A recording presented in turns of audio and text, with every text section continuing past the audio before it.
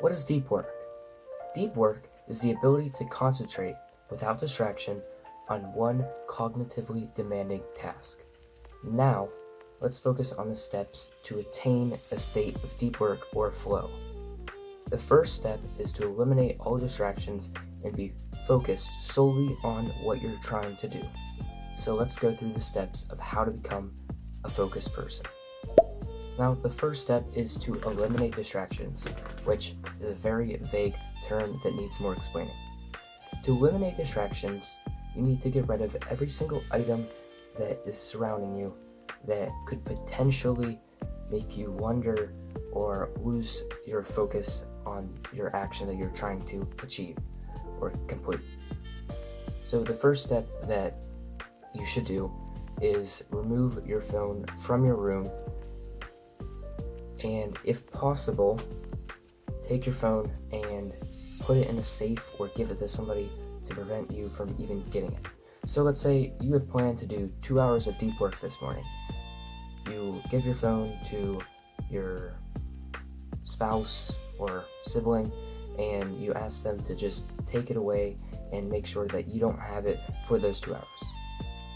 If that's not possible, then just sit outside your room and shut the door in whatever room that you're going to be doing the deep work in. Other distractions include turning off computer notifications except for really necessary ones, and I also like to shut off all my lights besides the 2 monitors that I work on. Now, also with eliminating distractions, you want to remove as much unnecessary accessories from your work area as possible. I'm sure you know what unnecessary items that you have lying around on your work desk and in your work environment, but some examples for me are this little NES system is something that is completely unnecessary, and I have it on my work desk, so I could just take this, lock it away in my closet, put it in another room, whatever is necessary to remove it, to remove that distraction. Also, on eliminating distractions, I have 2 more things that are some great tips to help you. One is to avoid multitasking. So with deep work, you know you're going to have to focus solely on that one action you want to be able to finish. And if you are focusing your brain on, let's say, 3 things at once, but labeling it as one to do, it can make it really difficult to achieve pure focus, and it really slows you down in the process. So make sure that you are avoiding multitasking and that you focus solely on one project at a time.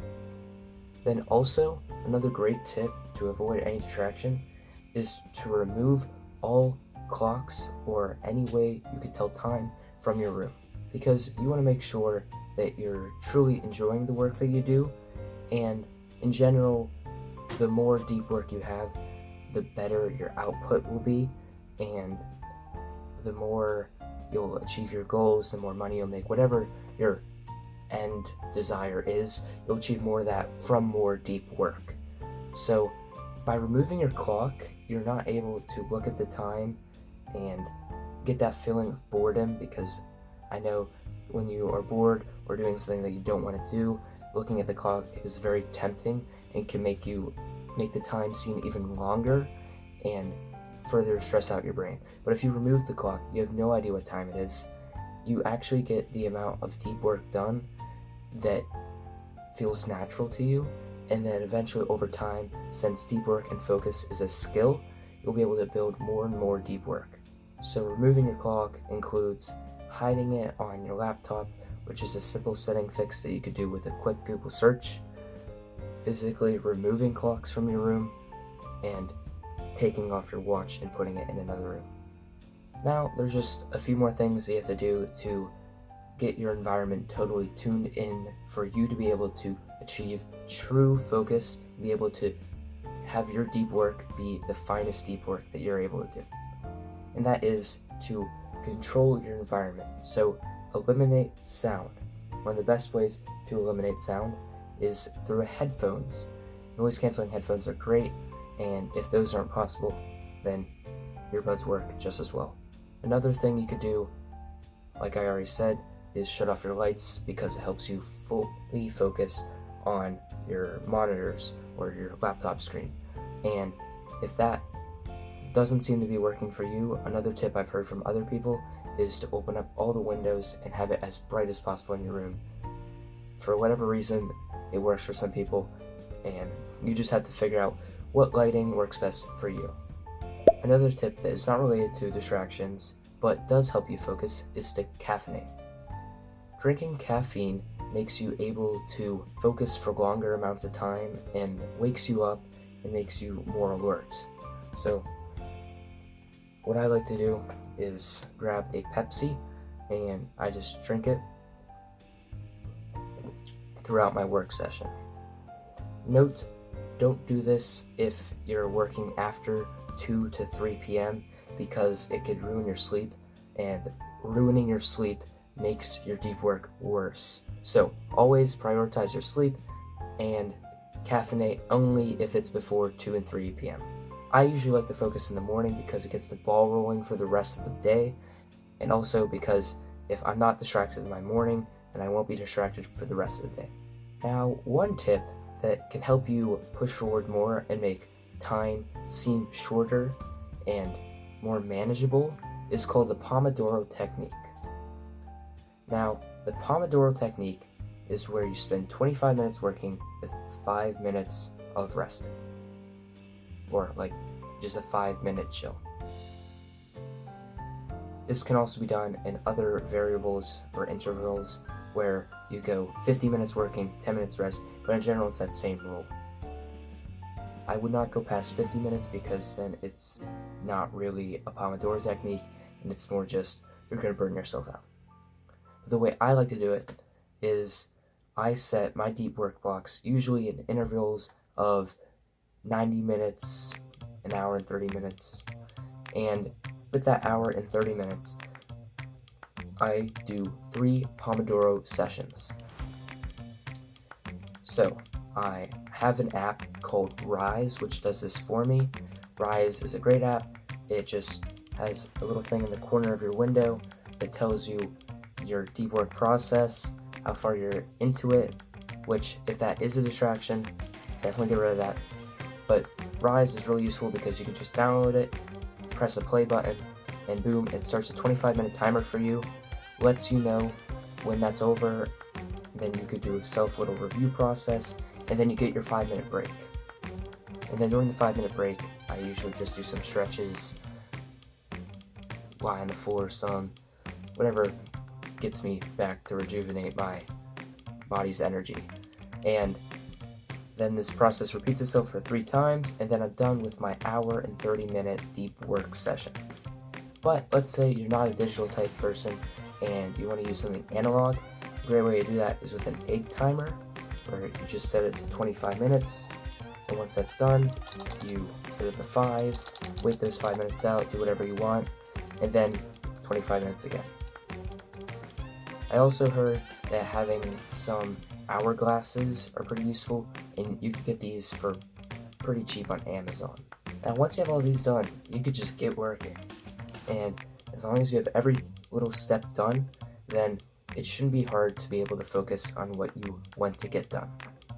But if you're still struggling to focus, there's one thing you could do that could permanently make you a better, more focused person, and that is a 17-minute self-meditation, which this will require some slight focus, but using the steps prior, this should be simple. So wherever it feels most comfortable, get in a room, shut the door, and be able to set a timer for 17 minutes at least. Then sit yourself down. I would not lie down for this, so sit in whatever way is comfortable. You could do the traditional yoga / meditation sitting, or you could just sit whatever way you want. Now while you're sitting, take deep, controlled breaths in through the nose, out through the mouth, box breathe, whatever way can help you relax your body's nervous system and whatever way feels best for you. Now, once you're able to do this, you set your timer for 17 minutes, and while you're sitting, you spend the whole time focusing purely on your breath and how your body feels. If you ever experience your mind wandering off, which you will, because that's what the mind naturally wants to do, work yourself back to your breath and your body and try to channel your focus within yourself. After you've done this for 17 minutes, science has shown that you will be statistically more focused any other time you try to focus on anything. And the more you do this, the better you'll be at focusing. But even doing this just once will permanently alter your ability to focus. So now that you're able to focus, it's not that hard to be able to attain a state of deep work or flow. There's just a few slight tweaks to be able to solely focus on one goal and achieve that in the best manner possible. So here are a few more steps to follow to be able to have deep work sessions. Now, pull out your journal, get one. That is my number one motto, get a journal and use it. So make sure you do that. So step one is to align and organize, which means just write out what you want to actually achieve for this deep work session. And once you've done that, step two is to define your goal/objective. So make your goal for your deep work session very specific and preferably make it a SMART goal, which I've covered in my goal setting video if you're curious. And it's also crucial to, once you've made that goal specific and SMART, to add a little blurb on why you are achieving that goal and what it would do for you. Research has shown that it's very difficult to achieve a goal when you don't clearly know what the goal is. So by writing it down, you make it clear what it is that you want to achieve and why you want to do it. The why helps you boost your motivation, which makes it easier to achieve the state of deep work. And also, write that goal down on a little piece of paper or a sticky note. So I have a little thing right here. Ta-da! It's a 3D printed version of the Ugman thing. I don't know what it's called, but I'll show it up here.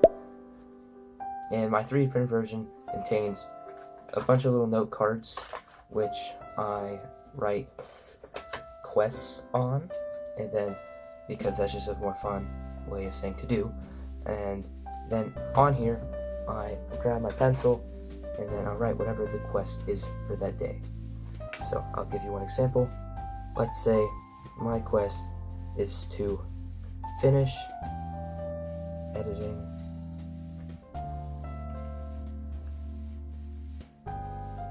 the video. Simple, just put it on here, and then with that little square that you see here, I could cross that off when I'm done. Another good tip with the square here is that once you start the task, you can give it a little slash there. Halfway through, you could fill it in halfway, like that.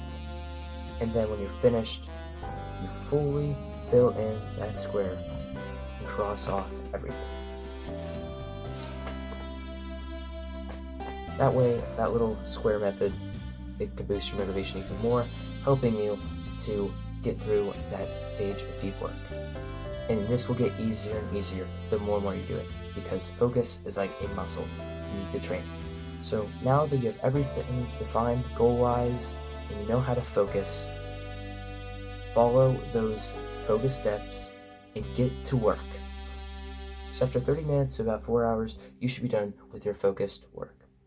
And the reason why I put these times in is because the research done by Cal Newport has shown that if you do anything more than 4 hours, it's just going to become sloppy and hard to focus, and anything less than 30 minutes, you're not going to be able to achieve focus, because focus does take some time, and if you spend 20 minutes working, by the end of the 20 minutes, you'll finally be able, in that full state of flow, and you're going to be finished with that work session on. So anytime between 30 minutes and 4 hours seems to work best.